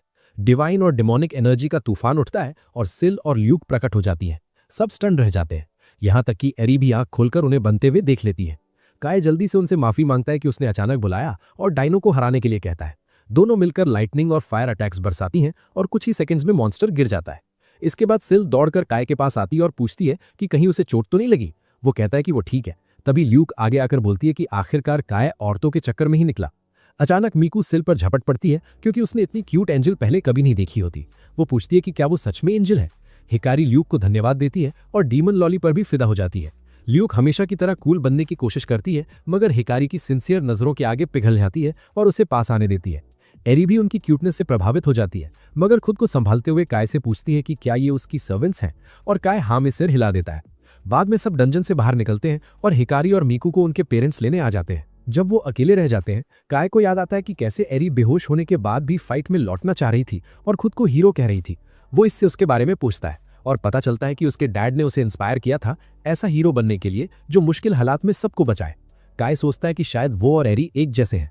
फिर वो उसे अगले वीकेंड अपनी यूनिवर्सिटी के ओपन कैंपस इवेंट में इनवाइट करती है। काय ये बात अपने दोस्तों को बताता है क्योंकि एरी बहुत प्रेस्टीजियस यूनिवर्सिटी में पढ़ती है। दोस्त बोलते हैं कि उन्हें नहीं, कत्सू को इन्वाइट कर, क्योंकि वो भी उसी जगह इंटरेस्टेड है और इसे सेकंड डेट मान लो। काय घबरा जाता है, लेकिन कत्सू उसका नाम सुन लेती है और अपनी दोस्त के साथ आकर पूछती है कि क्या वो उसके पीछे बातें कर रहे थे। काय मना करने की कोशिश करता है, मगर दोस्त उसे आगे धकेल देते हैं। वो नर्वसनेस हटाने वाली टेक्निक याद करके कत्सू को ओपन कैंपस इवेंट के बारे में बताता है। पता चलता है कि कत्सू पहले से ही जाने वाली थी और चाहती थी कि काय उसके साथ चले। अगले वीकेंड वो वही ड्रेस पहनती है जो काय ने पिछली बार पसंद की थी। काय कत्सू के दरवाजे के बाहर खड़ा खुद को मेंटली प्रिपेयर कर रहा होता है अपनी अनऑफिशियल डेट के लिए। वो बाहर आती है, हमेशा की तरह क्यूट लग रही होती है। दोनों मेट्रो पकड़ते हैं और काय नर्वस होकर उसके बगल में बैठने की बजाय एक सीट छोड़कर बैठ जाता है। कुछ देर की ऑकवर्ड साइलेंस के बाद वो खुद बोल देती है और उसे पास आने का इशारा करती है, साथ ही टीज करती है कि इतना दूर क्यों बैठा है। काय हड़बड़ाकर पास आ जाता है और उसका हार्मोन ड्रिवन दिमाग सोचने लगता है कि क्या वो उसे अट्रैक्टिव लग रही है, क्या वो सच में उसे पसंद करती है। लेकिन फिर वो खुद को रोक लेता है। ये बस ओपन कैंपस के लिए है, कोई डेट नहीं। उसका फोकस सिर्फ एकेडमी देखने पर है। कत्सू उसकी हालत देख लेती है और बोलती है कि वो नई जगह देखने को लेकर कितनी एक्साइटेड है। उसी वक्त सामने बैठे दो लड़के भी बातचीत में कूद पड़ते हैं और कहते हैं कि वो भी एकेडमी देखने को उत्सुक है। आखिरकार वो शानदार यूनिवर्सिटी पहुंचते हैं और उसकी एलिगेंस और ब्यूटी देखकर दंग रह जाते हैं। कैंपस बेहद विशाल होता है और उसका एंट्रेंस और बिल्डिंग्स दुनिया के बेस्ट आर्किटेक्ट्स ने डिजाइन किए होते हैं। चारों तरफ फैले हुए गार्डन्स स्कूल की मैजिकल वाइब को और भी बढ़ा रहे होते हैं। इवेंट के मेन मीटिंग पॉइंट तक पहुंचने के लिए वो लोग गार्डन से होकर चलते हैं और कत्सू बताते हुए कहती है कि अगली स्प्रिंग में यहाँ सारे पेड़ चेरी ब्लॉसम से भर जाते हैं। बस यही सुनते ही काई फिर से ड्रीम मोड में चला जाता है। वो इमेजिन करने लगता है कि यहाँ कत्सू के साथ चलना कितना क्यूट और ब्यूटीफुल होगा जब वो चेरी ब्लॉसम्स के बीच रास्ते पर दौड़ रही होगी। वो अपने दिल की बात ऑलमोस्ट बोल ही देता है, लेकिन कत्सू उसे वापस रियलिटी में खींच लाती है। फिर वो रजिस्ट्रेशन डेस्क की तरफ बढ़ते हैं और जैसे ही लाइन के आगे पहुंचते हैं, काई अचानक शाय हो जाता है क्योंकि सामने बैठी होती है उसकी डंजन वाली दोस्त एरी। एरी दोनों को ग्रीट करती है और कत्सू हैरान हो जाती है जब उसे पता चलता है कि काई उसे पहले से जानता है। वो कैजुअली पूछ लेती है कि क्या कत्सू उसकी गर्लफ्रेंड है, जिस पर कत्सू लाल पड़ जाती है और वर्ड्स में अटक जाती है। किसी तरह ऑकवर्ड मोमेंट खत्म होता है। रजिस्ट्रेशन के बाद सब कैंपस एक्सप्लोर करने निकल पड़ते हैं और फैसिलिटीज देखने लगते हैं। लेकिन एरी को अंदर ही अंदर फील होता है कि जब काई ने कहा कि कत्सू उसकी गर्लफ्रेंड नहीं है तो उसे थोड़ी राहत मिली, और यही सोचकर वो घबरा जाती है कि कहीं उसे काई के लिए फीलिंग्स तो नहीं आने लगीं। इधर काई के दोस्त उसे एरी के बारे में टीज करने लगते हैं और जब कत्सू सुनती है कि वो डंजन एक्सप्लोरेशन में मिले थे तो उसका मूड थोड़ा ऑफ हो जाता है। वो एरी के खिलाफ कुछ नहीं कहती, बस बात को खत्म करने के लिए काई को याद दिलाती है कि उसने आज डंजन की बातें ना करने का प्रॉमिस किया था, क्योंकि पिछले कुछ महीनों से वही उसकी पूरी दुनिया बनी हुई है। शिंजी और हयाटो मूड चेंज नोटिस कर लेते हैं और काई को अलग ले जाकर जल्दी से समझाते हैं। उन्हें पता है कि वो दोनों लड़कियों की केयर करता है और अगर सावधानी नहीं रखी तो सब मैस हो सकता है। साथ ही वो खुद भी जेलस हो जाते हैं कि काई की लाइफ में इतना कुछ चल रहा है और अपनी डंजन छोड़ने वाली डिसीजन पर पछताने लगते हैं। यूनिवर्सिटी टूर आगे बढ़ता है और पूरा ग्रुप इस एलीट एकेडमी की शानदार फैसिलिटीज देखकर इंप्रेस हो जाता है। कैंपस कितना साफ और वेल मेंटेन्ड है ये भी सब नोटिस करते हैं। शिंजी और हयाटो पहले से जानते हैं कि उनके ग्रेड्स इतने अच्छे नहीं हैं कि यहाँ एडमिशन मिल सके, और काई भी मानता है कि उसके मार्क्स भी अभी इतने नहीं हैं कि वो यहाँ पहुँच पाए, जिसका मतलब है कि शायद उसे किसी और एकेडमी में जाना पड़े और कत्सू से दूर रहना पड़े। ये थॉट उसे डराने लगता है, अकेले रह जाना, कत्सू से अलग होना। तभी वो डिसाइड करता है कि अब वो सच में स्ट्रगल करेगा और पूरी मेहनत से पढ़ाई करेगा ताकि अपने ग्रेड्स को ऑप्टिमल लेवल तक ला सके। उसके दोस्त उसे ट्यूशन फीस भी याद दिलाते हैं जो काफ़ी ज़्यादा है। वो डंजन से होने वाली अर्निंग बताने ही वाला होता है, लेकिन कत्सू से किया हुआ प्रॉमिस याद आ जाता है और खुद को रोक लेता है। वो बात बदलकर कह देता है कि वो पार्ट टाइम काम करके मैनेज कर लेगा। हल्की हवा और सराउंडिंग्स मिलकर ऐसा काम माहौल बना देते हैं कि काई कुछ सेकंड्स के लिए आंखें बंद करके एंजॉय करने लगता है, लेकिन जैसे ही वो खोलता है सामने मिकू और हिकारी को देखकर फिर से शॉक हो जाता है। डंजन लाइफ की और यादें। वो अपने दोस्तों से उनका इंट्रोडक्शन करवाता है और कत्सू फिर नोटिस करती है कि वो इन दोनों लड़कियों के काफ़ी क्लोज लग रहा है। वो पूछती है कि वो उन्हें कैसे जानता है। काई बोलने से पहले ही रुक जाता है क्योंकि प्रॉमिस नहीं तोड़ना चाहता, लेकिन उससे पहले ही मिकू और हिकारी खुद बता देती हैं और कत्सू हल्की सी कोल्ड स्माइल देती है।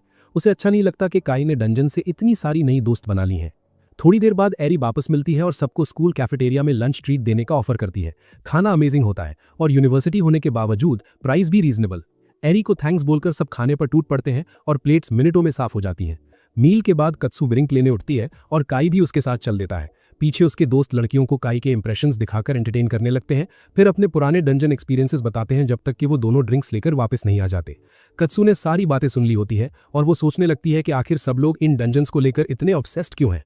जब वो पूल एरिया और बाकी जगह देखते हैं, काई और कत्सू के बीच एक सॉफ्ट मोमेंट आता है। उसे याद आता है कि बचपन में वो कितनी बार उसके लिए खड़ी रही थी। एरी सबको नीचे स्टेयर्स से ले जाकर सॉकर फील्ड्स दिखाने लगती है। सीढ़ियां उतरते वक्त हिकारी का पैर फिसल जाता है और वो गिरने लगती है, लेकिन बिना एक सेकंड सोचे काई झपट कर उसे पकड़ लेता है। सब उसकी इनसेन रिफ्लेक्सेस देखकर दंग रह जाते हैं और तारीफ करते हैं, लेकिन कत्सू को अच्छा नहीं लगता कि वो किसी और लड़की को ऐसे थामे हुए हैं। मिकू हंसते हुए ऊपर आती है और टीजिंग टोन में बोलती है कि अब हिकारी को नीचे रख दो, और लगता है कि उसमें भी थोड़ी जेलसी छुपी हुई है। इसी बीच किस्मत से एक फुटबॉल उड़ता हुआ आता है और सीधे मिकू के सिर की तरफ बढ़ता है। काई फिर से एक्शन में कूदता है और क्रेजी मूव में बिना रुके उसे वापस मैदान में किक कर देता है। मिकू स्टन रह जाती है और इस बार एरी थोड़ी फ्लस्टर्ड लगने लगती है क्योंकि सारा अटेंशन बाकी लड़कियों को मिल रहा होता है। टेक्निकली टूर खत्म हो चुका होता है, लेकिन एरी उन्हें ट्रेनिंग रूम में ले जाती है। वो अपनी वुडन स्वॉर्ड निकालती है और खुद से सोचती है कि पता नहीं वो सबको यहाँ क्यों ले आई, ये टूर का हिस्सा तो नहीं था। फिर भी वो आगे बढ़ती है और अपने एडवांस स्वॉर्ड स्किल्स दिखाती है, स्मूथ, एलिगेंट और लाइटनिंग फास्ट मूवमेंट्स के साथ। खत्म होने पर वो देखती है कि काई सबसे जोर से चीयर कर रहा है और ब्लश कर जाती है। अब उसे समझ आता है कि शायद वही अटेंशन था जिसने उसे यहां तक ले आया। नंबर्स एक्सचेंज करके सब एरी, मिकू और हिकारी को बाय कहते हैं। मेट्रो में वापस जाते वक्त पूरा ग्रुप दिन भर की बातें डिस्कस करता है। कात्सू यूनिवर्सिटी की तारीफ करती है और वहां एडमिशन लेने की प्लान बताती है, जबकि शिंजी और हयातो ज्यादा इंटरेस्टेड होते हैं ये डिस्कस करने में कि आज मिली लड़कियों में से कौन उनकी टाइप थी। कात्सू इरिटेट हो जाती है और काय जानबूझकर कॉन्वर्सेशन से दूर रहता है ताकि उसे और न चढ़ाएं। स्ट्रीट लाइट के नीचे घर लौटते वक्त वो खुद टॉपिक फिर से उठाती है और काय से पूछती है कि उन लड़कियों में से उसे सबसे ज्यादा कौन पसंद आई। काय टालने की कोशिश करता है, बात बदल देता है, लेकिन वो जिद पकड़ लेती है। वो ऑलमोस्ट बोल देता है कि उसे वही पसंद है, मगर उसे किसी और दिन के लिए बचा लेता है। उसका जवाब ना देना कात्सू को और अनॉय कर देता है और वो कमेंट कर देती है कि वो सब लड़कियों के साथ काफी क्लोज लग रहा था, खासकर जब सब एक दूसरे को फर्स्ट नेम से बुला रहे थे। घर पहुंचकर जब वो फाइनली बात में रिलैक्स करता है, तभी उसे एहसास होता है कि शायद कात्सू जेलस हो गई थी। ये सोचते ही उसके दिमाग में सिल और ल्यूक भी आ जाती हैं, उसकी गॉडेस और डीमन सर्वेंट्स, जिनकी जेलसी उसे बहुत जल्द हैंडल करनी पड़ने वाली है। अगले दिन काय फिर से डंजन लौटता है और काफी टाइम बाद पहली बार स्लाइम से सामना करता है। वो अपने ट्रस्टी पेस्टिसाइड स्प्रे से कुछ स्लाइम्स गिरा देता है और उनके कोर्स इकट्ठा करने लगता है ताकि सिल और ल्यूक को मना सके, क्योंकि कल उन्हें इग्नोर करने की वजह से दोनों उससे काफी नाराज थीं। काय उन्हें समझाने की कोशिश करता है कि कल उसे स्कूल टूर पर जाना पड़ा था, लेकिन ल्यूक तो ये तक नहीं जानती कि स्कूल होता क्या है। सिल उसकी सिचुएशन समझ जाती है, मगर फिर भी अपसेट रहती है कि उसी की वजह से उसने उन दोनों पर बिल्कुल ध्यान नहीं दिया। काय जैसे ही आज एक्स्ट्रा मैना कोर्स देने का प्रॉमिस करता है, तभी उसकी नजर अचानक एक कोने के पीछे चमकती हुई चीज पर जाती है। वो पास जाकर देखता है और पता चलता है कि एक बार फिर रेयर शाइनी स्लाइम है। वो तुरंत सिल और ल्यूक से कहता है कि इसे गिरा दो, लेकिन दोनों आपस में गुस्से में बार्गेन करने लगती हैं कि इस बार काय उन्हें कितने मैना कोर्स देने वाला है। और वो उनसे प्रॉमिस करता है कि अगर वो जल्दी एक्शन ले तो वो एक एक करके नहीं बल्कि सीधे 10 मैना कोर्स देगा, ताकि स्लाइम भागने से पहले खत्म हो जाए। 10 कोर्स सुनते ही ल्यूक पलटती है और बिना एक सेकंड वेस्ट किए उस स्लाइम पर फायर ब्लास्ट दाग देती है, सीधे इंस्टेंट किल। उसके बाद काय दोनों लड़कियों को उनके मैजिक कोर्स देता है और आखिरकार वो उसे माफ कर देती है। अब काय उस रेयर स्लाइम के ड्रॉप को चेक करता है और उसे एक पेयर ऑफ ग्लव्स मिलता है, जिनका नाम है फोर्स ग्लव्स, जो मैना कंज्यूम करके इनविजिबल फोर्स छोड़ते हैं। काय ट्राई करता है समझने की कि ये एक्चुअली करते क्या है, मगर हवा में छोड़ने पर कुछ दिखता ही नहीं। फिर उसे एक आइडिया आता है, वो फोर्स को पानी की तरफ शूट करता है और तभी रिपल बनती है। ये अटैक के लिए अभी खास स्ट्रांग नहीं है, मगर काय उसे अपने मैजिक ब्लेड के साथ कंबाइन करके पानी को 2 हिस्सों में काट देता है। उसी समय एरी और बाकी लोग भी वहां पहुंच जाते हैं और तुरंत कल के स्कूल टूर की बातें शुरू हो जाती है। काय एरी से कहता है कि वो उसी कॉलेज में जाना चाहता है, बस उसे एक्स्ट्रा मेहनत करनी होगी। एरी तुरंत ऑफर करती है कि वो उसे पर्सनली ट्यूटर कर सकती है। काय पूछता है कि क्या वो कात्सू को भी इनवाइट कर सकता है। कात्सू का नाम सुनते ही तीनों लड़कियां थोड़ा चौंक जाती हैं और मीको और हिकारी भी बोल देती है कि वो भी लेसन्स ज्वाइन करेंगी। सिल और ल्यूक को ये देखकर जेलसी होने लगती है कि उनके मास्टर के और करीब आ रही हैं, और काई ये नोटिस करते ही उन्हें और मैना कोर्स देने का ऑफर कर देता है मूड ठीक करने के लिए। इसके बाद सब मिलकर डंजन के 9th फ्लोर में उतरते हैं। सिल तुरंत वार्न करती है कि अंदर बहुत पावरफुल मॉन्स्टर मौजूद है। एरी और बाकी लोग आगे बढ़ने की बात करते हैं और काई चेक करके समझ जाता है कि रूट कोई भी हो, मॉन्स्टर अवॉइड नहीं किया जा सकता। ल्यूक कामली बोलती है कि अगर हालात बिगड़े तो वो खुद सब संभाल लेगी, और एरी कहती है कि वर्स्ट केस में रिट्रीट किया जा सकता है। थोड़ी ही देर में उनके सामने एक भयानक क्रीचर आता है, 2 सिर और टेल की जगह एक जायंट स्नेक। ल्यूक तक शॉक्ड हो जाती है जब वो पहचानती है कि ये ऑर्थ्रॉस है। काय और भी घबरा जाता है क्योंकि ये मॉन्स्टर तो डीपर फ्लोस का होता है। ल्यूक श्योर नहीं होती कि वो इसे हरा पाएगी, इसलिए काय रिट्रीट का सुझाव देता है और एरी भी अग्री कर लेती है। लेकिन बहुत देर हो चुकी होती है, मॉन्स्टर उन्हें देख चुका होता है और सीधा चार्ज करता है। काय सिल से बैरियर लगाने को कहता है। एरी और मीकू मैजिक गन्स निकालती हैं और हिकारी अर्थ मैजिक से उसे इमोबिलाइज करने की कोशिश करती है। काय के इशारे पर ल्यूक फायर अटैक करती है, मगर बेअसर। ऑर्थ्रॉस फिर फायर ब्रेथ छोड़ता है। सिल की बैरियर उन्हें बचा लेती है, मगर हीट अनबेरेबल हो जाती है। ल्यूक वीकनिंग स्पेल डालती है। मीकू अपने पेट से हमला करवाती है, फिर भी डैमेज कम पड़ता है। काय मॉन्स्टर का ध्यान भटकाने का फैसला करता है ताकि ल्यूक उसके वीक स्पॉट पर हिट कर सके। वो उसे ल्योर करता है और ल्यूक उसके सॉफ्ट बेली पर फायर ब्लास्ट मार देती है। फिर काय सिल और ल्यूक को दोनों को टुगेदर अटैक करने को कहता है। सिल लाइटनिंग स्पीयर लेकर चार्ज करती है। ल्यूक लगातार फायर बरसाती रहती है। बाकी लड़कियां मैजिक गन से शूट करती है। मॉन्स्टर दोबारा फायर ब्रेथ लेने वाला होता है, लेकिन काय इनविजिबल स्लैश भेजकर उसे रोक देता है और वाटर बॉल से दूसरे सिर का रास्ता ब्लॉक कर देता है। सब मिलकर उस पर टूट पड़ते हैं, कंटिन्यूस डैमेज, और आखिर में काय फिनिशिंग ब्लो देता है। मॉन्स्टर डिसॉल्व हो जाता है। सब विक्ट्री पर खुश हो जाते हैं, मगर मीकू और हिकारी पूरी तरह एग्जॉस्टेड हो चुकी होती हैं, इसलिए ब्रेक लेने बैठ जाती हैं। काय सिल और ल्यूक को रिवॉर्ड में मैना कोर्स देता है, लेकिन ल्यूक अभी भी अनईजी रहती है कि ऐसा मॉन्स्टर यहाँ कैसे था। तभी सिल को एक और टेरिफाइंग प्रेजेंस फील होती है। अंधेरी सुरंग से फुटस्टेप्स गूंजने लगते हैं और एक आवाज आती है, एक मामूली डॉग वो काम नहीं कर पाया जो मुझे चाहिए था। वो बाहर निकलता है। हॉर्न्स और पॉइंटेड ईयर्स देखकर काय समझ जाता है ये डेमन है, और ल्यूक तुरंत कंफर्म कर देती है। सब घबरा जाते हैं कि सरफेस के इतने पास डेमन कैसे आ गया। ल्यूक कहती है कि ये ओपोनेंट बहुत टफ होगा। डेमन आगे बढ़ते हुए बोलता है कि भागना बेकार है, वो सबको यहीं मार देगा। वो डार्क लाइटनिंग फेंकता है, मगर सिल समय पर बैरियर खड़ी कर देती है। डेमन इंप्रेस हो जाता है और स्वॉर्ड निकालकर अटैक करता है। उसकी स्पीड इतनी इंसेन होती है कि आंख से ट्रैक करना मुश्किल। काय सिल को बैरियर बनाए रखने को कहता है। बाकी सब उस पर हमला करते हैं, लेकिन 0 डैमेज। ल्यूक सजेस्ट करती है कि सिल अटैक करे क्योंकि उसका टाइप एडवांटेज है, मगर काय डर जाता है कि इससे बाकी लोग अनप्रोटेक्टेड हो जाएंगे। एरी उसे भरोसा दिलाती है कि वो संभाल लेंगी। काय सिल और ल्यूक को टुगेदर स्ट्राइक करने का ऑर्डर देता है, फिर भी असर नहीं पड़ता। डेमन सीधा काय पर चार्ज करता है। एरी लास्ट मोमेंट पर उसे बचा लेती है, मगर खुद डार्क पावर से उड़ जाती है। डेमन फिर काय पर टूट पड़ता है। काय अपनी ब्लेड की स्पेशल एबिलिटी से डेमन की तलवार तोड़ देता है, जिससे वो और भड़क जाता है और मुक्कों से हमला करने लगता है। आइस शील्ड के बावजूद काय पीछे उछल जाता है। लड़कियां उसे कवर देती हैं, जिससे वो पोशन पीकर स्टैमिना रिकवर कर सके। मीकू हाल पूछने आती है। काय कहता है कि वो ठीक है और उसके पास प्लान भी है। वो मीकू से डिस्ट्रैक्शन क्रिएट करने को कहता है। मौका मिलते ही पीछे से डेमन पर वार करता है, फ्लैश तक चीर देता है। डेमन घुटनों पर गिर जाता है, मगर खुद को हील करके फिर काय को उड़ा देता है। मीकू और हिकारी उसे उठाने जाती हैं, लेकिन डेमन उन पर टूट पड़ता है। एरी बचाने दौड़ती है, मगर देर हो जाती है। एक ही स्ट्राइक में सबको गिरा देता है। वो मीकू के सर्वेंट को दूर फेंक देता है, फिर सिल का स्पीयर पकड़कर उसे भी उछाल देता है। अब काय सच में घबरा जाता है। ल्यूक उससे कहती है कि वो सबको लेकर भाग जाए, वो अकेले डेमन को रोकने की कोशिश करेगी। वो ब्रूट स्ट्रेंथ से लड़ती है, मगर पीछे धकेल दी जाती है, और काय डेस्परेटली सोचता रहता है कि कैसे इस एनिमी को हराकर सबको बचाया जाए। डीमन लूक काय की तरफ धकेल देता है, और तभी काय को एक ऐसी स्किल दिखती है जिसे लूक अब तक छुपाए हुए थी।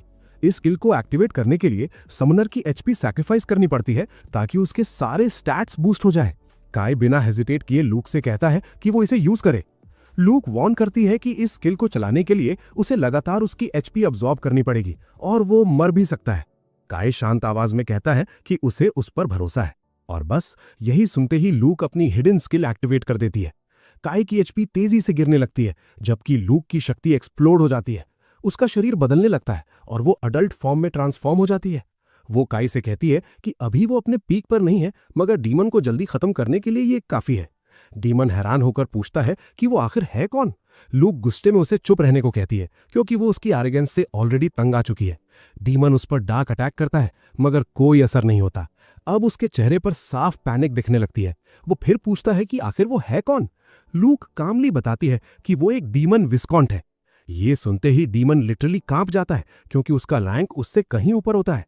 लूक फिर एक ऐसी डेविस्टेटिंग अटैक करती है जो देवताओं तक को खत्म कर सकती है, और डीमन वहीं वेपराइज हो जाता है।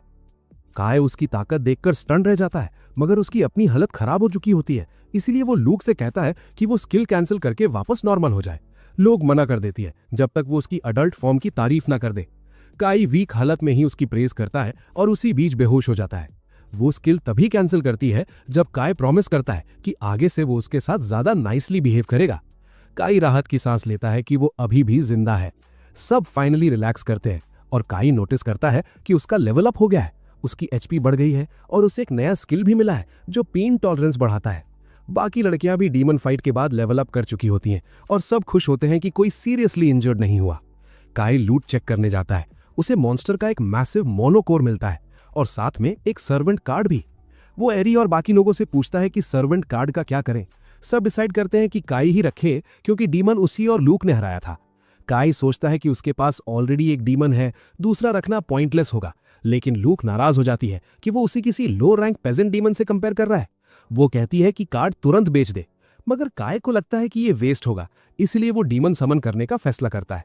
एक वायलेंट डार्क स्टॉर्म के बाद नया डीमन प्रकट होता है, एक लड़के के रूप में, और खुद को नाइट बेल बताते हुए अपने नए मास्टर के लिए लॉयल्टी स्वेयर करता है। काय डिसअपॉइंटेड होकर बोल देता है कि काश उसने कार्ड बेच दिया होता, जिससे बेचारे बेल का दिल टूट जाता है। फिर भी काय उसे अपना सर्वेंट रख लेता है। अगले दिन वो मॉन्स्टर कोर बेचने गिल्ड जाता है। हिट्सा शॉक्ड हो जाती है कि उन्होंने 9th फ्लोर पर ऑर्थरोस से फाइट की थी और तुरंत इन्वेस्टिगेशन टीम भेजने का फैसला करती है। मॉन्स्टर कोर 24 मिलियन येन में बिकता है। सब सोचते हैं कि काई पूरा पैसा रखे, मगर वो इंसिस्ट करता है कि सब में इक्वली स्प्लिट हो। हिट्सा मान जाती है और काई को बताती है कि स्प्लिट के बाद भी उसके पास इतना पैसा है कि उसे टैक्स देना पड़ेगा। ये सुनकर काई कंप्लीटली बैफल्ड रह जाता है। थोड़ी देर बाद काई डंजन जाकर बेल से अपनी एबिलिटीज दिखाने को कहता है। बेल नर्वस होकर वेपन मांगता है क्योंकि वो नाइट है और सोर्ड से फाइट करता है। काई पूछता है कि वो सोर्ड साथ नहीं लाया। लूक याद दिलाती है कि उसकी तलवार पहले ही टूट चुकी है। काई बैग खंगालकर उसे अपना पुराना टंगस्टन स्टाफ देने की सोचता है, मगर बेल फिर भी सोर्ड चाहता है। सिल और लूक उसे डांटती हैं कि वो अनग्रेटफुल हो रहा है और आखिर बेल स्टाफ एक्सेप्ट कर लेता है। वो गॉब्लिन से क्लोज कॉम्बैट में लड़कर अपनी स्किल दिखाता है और काय रियलाइज करता है कि बेल उससे स्ट्रॉन्गर है। एरी भी इंप्रेस हो जाती है, मगर लूक बेल को चढ़ाती है कि वो पहले से स्लो हो गया है। बेल घबराकर बताता है कि उसका लेवल रीसेट होकर 1 हो गया है और फिर अचानक रोने लगता है। काई से रिक्वेस्ट करता है कि वो उसे अपने पास रहने दे। वो कहता है कि वो प्रिंसेस सिल और प्रिंसेस लूक की भी सेवा करना चाहता है, जिससे दोनों शॉक्ड हो जाती हैं। वो एडमिट करता है कि अभी वो वीक है, मगर प्रॉमिस करता है कि प्रोटेक्ट करेगा और स्ट्रॉन्गर बनेगा। काय उसे रियश्योर करता है कि अभी भी वो काफी हेल्पफुल है और सब उस पर भरोसा करेंगे। फिर काय बेल की स्किल डार्क क्योर टेस्ट करना चाहता है। इसके लिए वो गॉब्लिन से लड़कर खुद को थका देता है। बेल डार्क क्योर कास्ट करता है, मगर एचपी बस थोड़ा सा रिकवर होती है। बेल एक्सप्लेन करता है कि ये स्किल इंजरीज के लिए होती है और नॉर्मली बस इतना हील करती है कि टारगेट मरने से बच जाए। काय डिसअपॉइंटेड हो जाता है क्योंकि वो लूक की डिवॉरिंग स्किल के साथ इसे कंबाइन करने की सोच रहा था ताकि उसकी एचपी लंबे समय तक चले। लूक कहती है कि अभी ट्राई कर लेते हैं, मगर काय घबरा जाता है कि उसके पास ऑलरेडी कम एचपी है। वो पीछे हटता है, तभी पत्थर से ठोकर खाकर हाथ चोट कर बैठता है। बेल तुरंत डार्क क्योर इस्तेमाल करता है और इंजरी सेकंड्स में ठीक हो जाती है। काय अमेज्ड होकर कहता है कि अब वो हीलिंग पोशंस पर बहुत पैसा बचा सकता है। इसके बाद एक गोलेम आता है और एरी वगैरह अपनी न्यू स्किल्स दिखाने का फैसला करती है। हिकारी आइस मैजिक से उसे फ्रीज करती है और फिर एरी एक सिंगल स्लैश में आइस और गोलम दोनों काट देती है।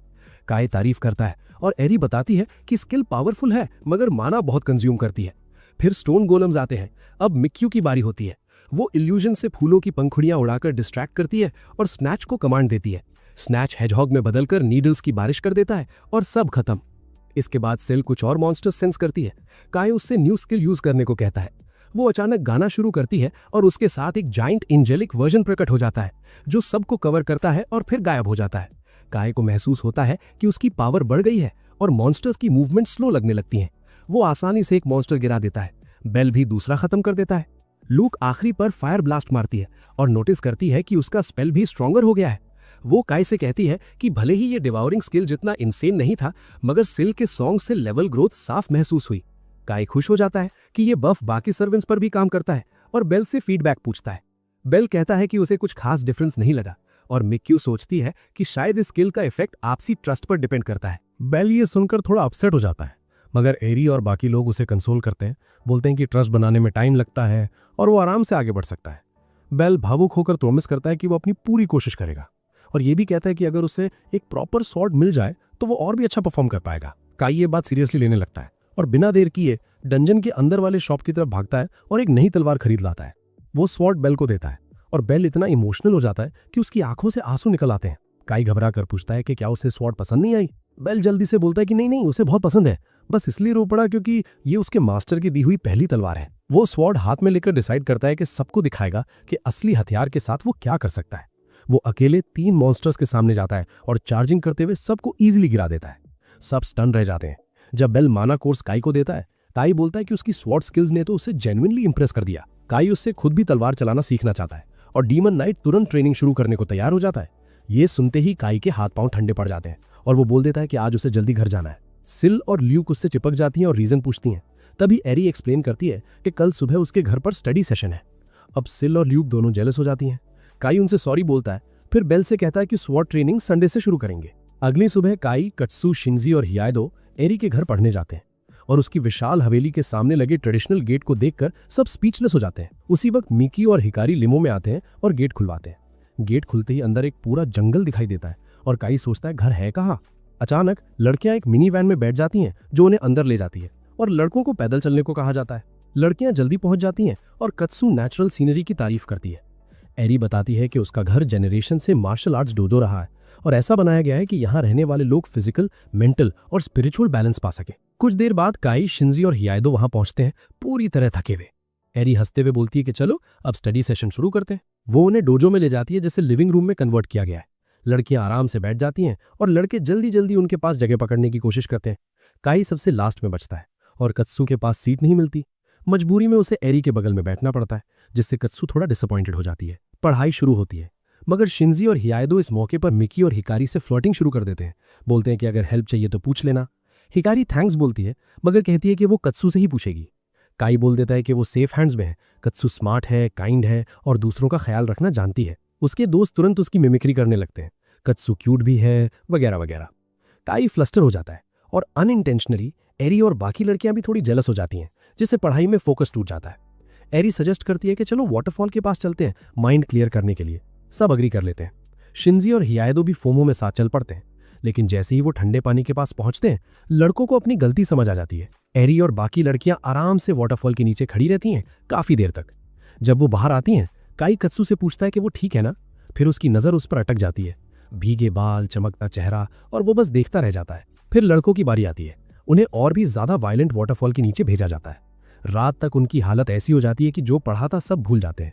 उधर लड़कियां खुश लग रही होती हैं और कत्सू के साथ उनकी बॉन्डिंग भी और स्ट्रांग हो जाती है। अगले दिन जब सिल और ल्यूक को पता चलता है कि काई ने पढ़ाई नहीं की और ज्यादातर वक्त वाटरफॉल के नीचे बिताया, वो उसे अक्यूज करती हैं कि वो अकेले मजे कर रहा था। काई एक्सप्लेन करना चाहता है कि वो टॉर्चर था, मगर हिकारी उल्टा बोल देती है कि वो मजेदार था, जिससे सिल और ल्यूक और जेलस हो जाती है। फिर सब डंजन की तरफ मार्च करते हैं।